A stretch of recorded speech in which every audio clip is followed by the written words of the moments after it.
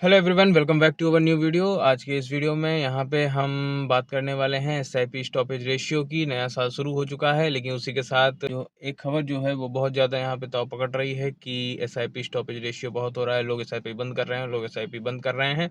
SIP में वो फ़ायदा नहीं रह गया है जो हमें बताया जा रहा है। तो क्या सही में ये बात सही है? क्या सही में ये खबर सही है? सारी चीज़ों को आज यहाँ पे हम डिटेल में समझने वाले हैं। विद बिना वे देरी के शुरू करता हूँ मैं आज का वीडियो। मैं हूँ उत्कर्ष और आप यहाँ पे देख रहे हैं उत्कर्ष शर्मा फाइनेंस कोच। यहाँ पे हम बात करने वाले हैं कि एसआईपी में क्या ऐसी चीज़ें हैं जिसकी वजह से एसआईपी लोग बंद कर रहे हैं। तो सबसे पहले एसआईपी होता क्या है? एसआईपी आप सब जानते हैं क्योंकि बहुत पुराना टॉपिक हो चुका है।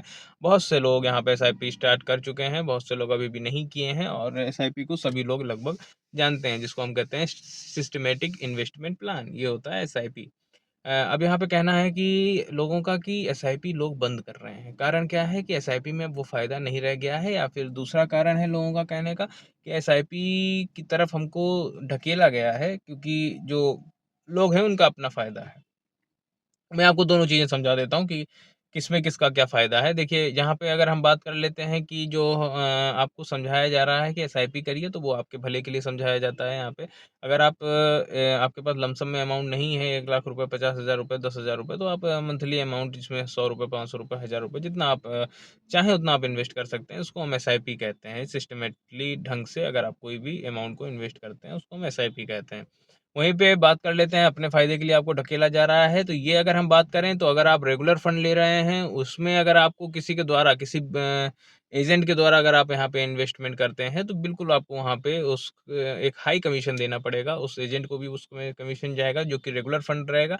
अगर आप यहाँ पे डायरेक्ट फंड में जाते हैं, तो आपको कोई भी कमीशन किसी को नहीं देना है। एक फंड मैनेजर जो यहाँ पे बैठता है उसको देना पड़ेगा, जो आपका एक मिनिमम कमीशन जाता है, जो एक्सपेंस रेशियो के रूप में देखा जाता है। तो बिल्कुल अगर आप यहाँ पे रेगुलर फंड किसी के एजेंट के द्वारा कर रहे हैं, तो आपको यहाँ पे हाई एक्सपेंस रेशियो देना पड़ेगा।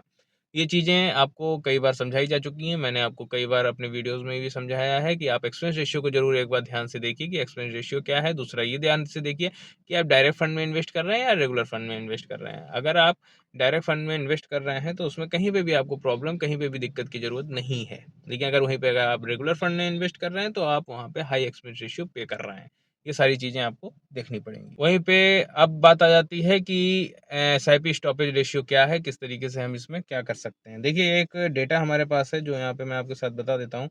The SIP stoppage ratio in 2025 fluctuated in significantly, peaking in the early 2025 due to the data cleanup, but generally hovering around 70 to 77% in the mid late to 2025, with the notable jump in 85% in December 2025, even as overall SIP inflows grew, indicating healthy long-term investor confidence despite market volatility and some investor pausing for personal finance reasons for profit or booking, according to the Angel One and the Economics Time Resorts। क्या मतलब है इसका? SIP यहाँ पे बंद की गई है, उसमें कई कारण हो सकते हैं, जिसमें से कुछ कारण बताए जा रहे हैं कि जिससे पर्सनल फाइनेंस इशू हो सकता है किसी को, इसकी वजह से एसआईपी की गई है बंद। दूसरा, जो मार्केट में वॉलीटिलिटी देखने को मिली है, वो कारण हो सकता है एसआईपी स्टॉपेज रेशियो का। लेकिन वहाँ पे एसआईपी जो लॉन्ग टर्म इन्वेस्टर हैं, उन्होंने भी थोड़ी सी एसआईपी यहाँ पे बंद की है क्योंकि मार्केट में वॉलीटिलिटी इशू देखने को मिला है। दूसरा, मार्केट वॉलीटिलिटी इशू के साथ साथ मार्केट में वो रिटर्न भी नहीं प्रोवाइड किया है। तो ये कारण भी यहाँ पे एसआईपी स्टॉपेज रेशियो का देखने को मिलता है। लेकिन अब हम एक बात को और समझ लेते हैं, क्या एसआईपी हमको बंद करनी भी चाहिए या नहीं करनी चाहिए। देखिए, मार्केट ने रिटर्न तो नहीं प्रोवाइड किया है, ये मैं भी मानता हूँ कि मार्केट ने रिटर्न वो प्रोवाइड नहीं किया है जो हम लोग एक्सपेक्ट करते हैं मार्केट से। तो एसआईपी बंद करना किसी चीज़ का हल नहीं है। अच्छा फंड या अच्छा ईटीएफ आप लेके उसमें इन्वेस्टमेंट कर सकते हैं, वो आपके लिए एक बेहतर चॉइस हो सकती है। बट एसआईपी को बंद मत करिए इस वजह से, क्योंकि आपको रिटर्न नहीं मिला है, तो रिटर्न आपको एक दिन में नहीं मिलता है। आप अगर लॉन्ग टर्म इन्वेस्ट करेंगे तो आपको बिल्कुल रिटर्न प्रोवाइड किया जाएगा।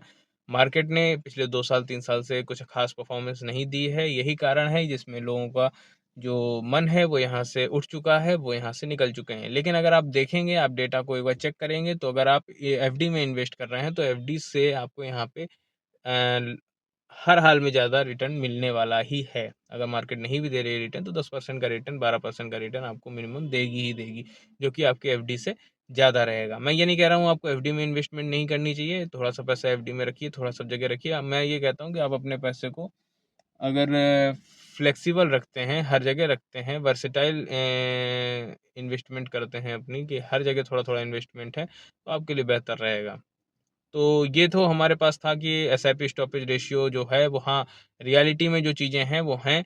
उसमें कारण यही है कि कुछ लोगों ने अपने पर्सनल फाइनेंस के चक्कर में, उन्हें पैसे की ज़रूरत थी, उन्होंने अपने इन्वेस्टमेंट को रोक दिया। दूसरा, यहाँ पे कुछ लोग यहाँ पे डर की वजह से कि अब वॉलेटिलिटी बहुत बढ़ रही है।